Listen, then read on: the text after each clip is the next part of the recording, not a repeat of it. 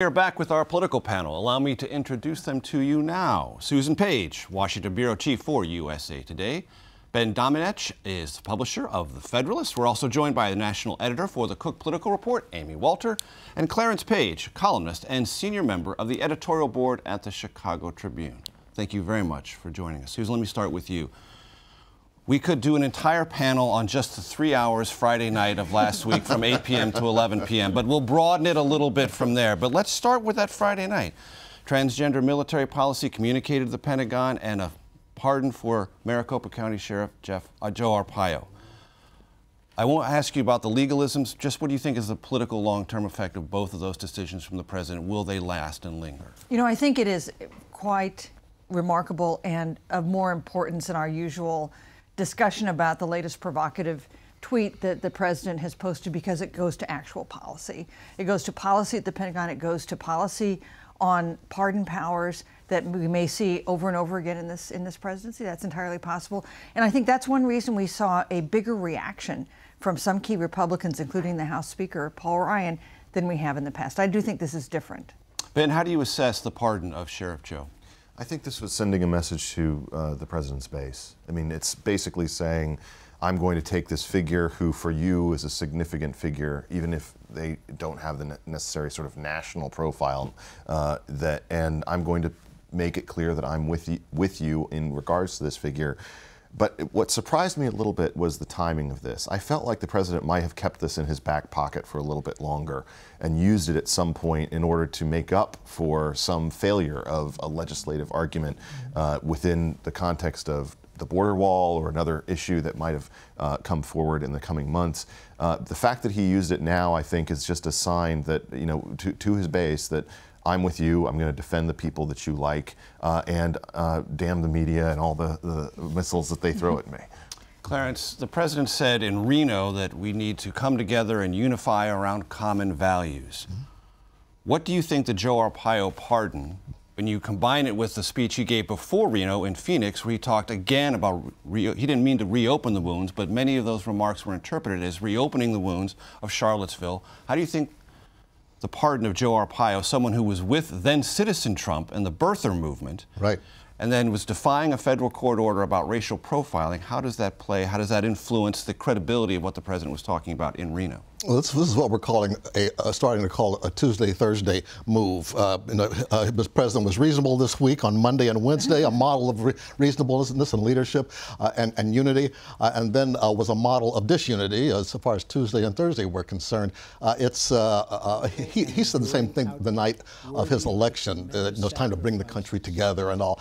He has occasionally done that, but as we've also seen, he has basically been a base-oriented president who cares about his political base. And you're absolutely right that he sends a signal to his base with the Arpaio move. But back in Chicago, we'd say this is a good example of gangsta politics. He's sending a signal to anybody who might want to snitch on him or testify against him that, hey, I'm going to protect you. I'm going to watch out for my people. I am loyal to my people. And I'll pardon Joe Arpaio. I will pardon other people if I want to do it. And the Republicans give good lip service to opposing him, but they care about their agenda too. They need him too much right now, and so he's getting away with it at this point. And the question is, how long will he get away with it? Are you suggesting that among the most interested parties Friday night was Mike Flynn? I think he would be one of them, and there are others out there. But we just don't know. That's why you have investigations, to find out what's really going on. President Trump right now has gotten in the way of that investigation in a way that really echoes what James Comey says he was told, you know, that, hey, I care about loyalty, et cetera, et cetera. So it's not looking good for the president in the long run right now.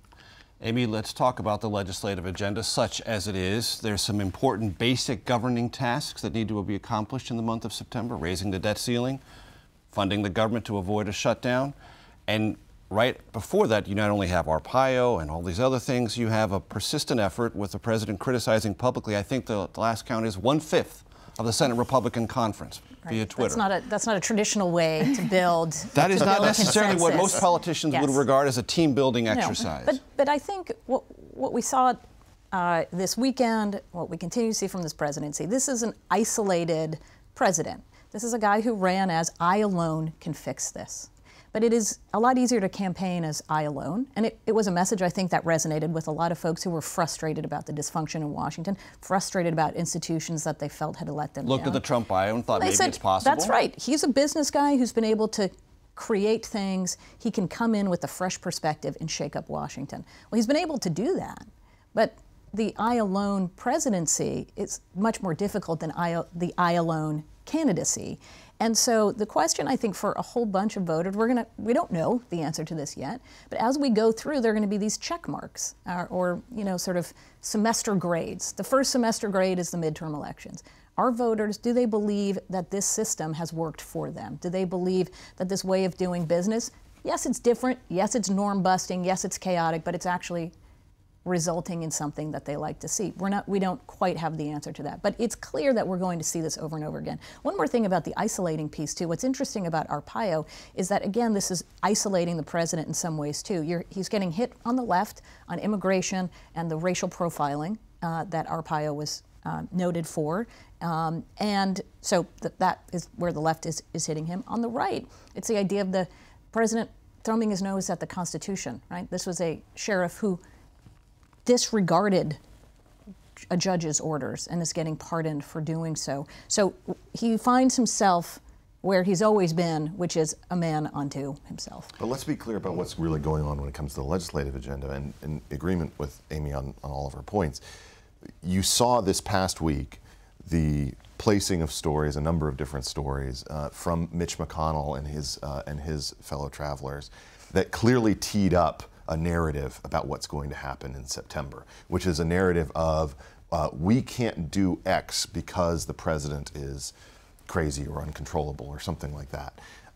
Mitch McConnell has led in the Senate for years, always having some villain to point to. It was the Tea Partiers, it was Ted Cruz. We have to do this thing that I don't really want to do because this aspect is forcing us to do it. He's putting Trump in that position right now.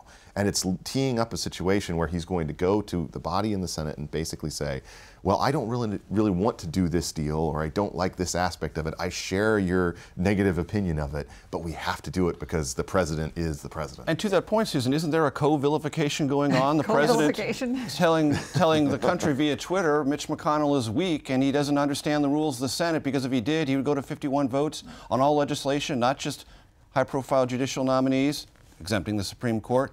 He's creating a fallback position of blame as well, is he not? So the vilification is by the Republican leader of the Senate and the Republican president, and to some degree the Republican Speaker of the House. And you know what that tells you is when you look at the legislative agenda, nobody runs for president saying, I'll raise the debt ceiling or I'll fund the government so it doesn't have to shut down, right? That's a level of expectation. That's kind of a given. Not maybe a given this time. I assume that Mitch McConnell and Paul Ryan are going to work together to make sure those two things happen. But what about the larger agenda that President Trump laid out? I think I think the prospects for tax reform go down every single minute, just ticking down. The idea that they'll get back to health care in a way that is consistent with what President Trump campaigned on as a candidate, I think is not maybe zero yet, but it's getting to that point. Well, Clarence, they don't even talk about it at the White House anymore with any regularity, reviving the replace and repeal of the Affordable Care Act. It's just sort of, I mean, they may occasionally remember, throw that talking point in there, but it's not a part of the structural conversation at all. And tax reform, we had the Treasury Secretary, Steve Mnuchin, in the briefing room Friday saying, I told you a long time ago it'd be done by August. Clearly, I was wrong. And he was very, very careful. He also said we're going to lift the debt ceiling, too. Said, no problem, that's going to be done. So maybe he knows something we don't know. But at least on tax reform, he's now much more cautious and much more hesitant about making any kind of predictions. Yes, he should be. You know, I mean, look at the tax debates we always have. You know, don't tax you, don't tax me, tax that guy behind that tree. You know, that's still true.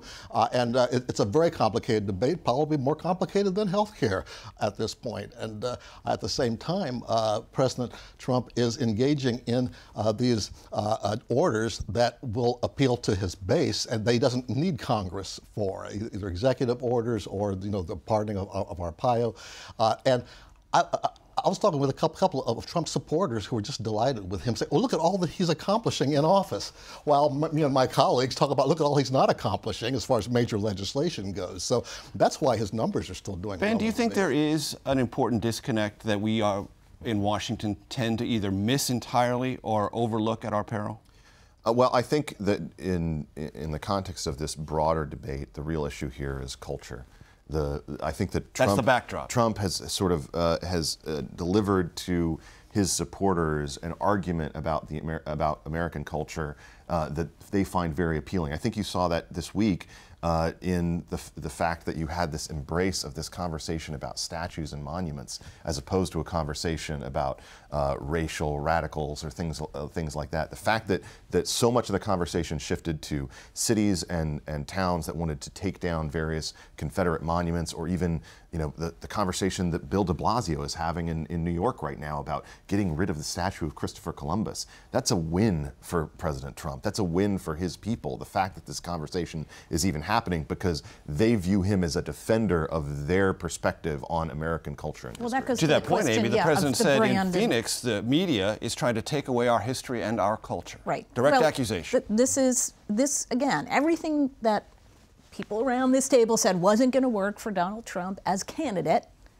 He defied all of the normal political, the political norms, the political advice, and he won. So why should he listen to what anybody here in Washington has to tell him? I absolutely get that. The challenge right now, though, is he's not on the ballot in 2018. It's his party that's on the ballot in 2018. And when the president says Congress is worthless, they're not getting it done, they're not pushing the agenda, what it says to Republican voters is, why should I bother showing up to vote, right? Because the president, who I do like and has his own brand and does his own thing, we can talk about whether he's been successful in shaking up Washington, culturally defending me. He's doing all the right things. Congress isn't. So I'm not going to turn out and vote. Are we and seeing that's a any problem. of that in Alabama in the special election for the United States Senate to replace Jeff Sessions? Right. This is this really awkward place that Luther Strange, who's the sitting incumbent, finds himself. He's both supported by Mitch McConnell and President Trump. Now, there's been some reporting that Trump, now seeing that the race is maybe not a slam dunk for the guy that he endorsed, might not be as active in promoting him as we move on. The president doesn't like to lose, so he could distance himself a little bit. But this battle between the establishment and anti-establishment, this was going on long before Donald Trump, right? This Tea Party debate has been raging for a long time now. The question is, what happens? Does his party then become a separate brand from Donald Trump? And we don't know how that works. Amy Walter, we'll have a lot more with our panel in a moment. Please stay with us. Welcome back to our outstanding political panel. Susan Page, Ben Domenech, Clarence Page, Amy Walter. Susan, the president gave a speech on Afghanistan Monday in which he did something he hardly ever does. He said, I went against my instincts. What I told you for years as a private citizen and on the campaign trail was wrong. We need to stay in Afghanistan, and here is why. Is that in itself an important moment of evolution for a commander-in-chief? Yeah, it may be, because he listened to advisors around him, and he did something, and he did not rebuke President Obama to get out of Afghanistan, as he had promised to do during the campaign. He rebuked President Obama in doubling down on a commitment to Afghanistan that removed the timetable for withdrawal, that moved the idea that there's some moment we're going to be out of Afghanistan. And in fact, I think there's now every possibility that we'll have thousands of U.S. troops there throughout the Trump administration. When he leaves office, this longest war will go into a fourth president's agenda. 30 seconds, Ben. This is just, I think, a sign to a lot of supporters of President Trump that, in Washington, the swamp drains you.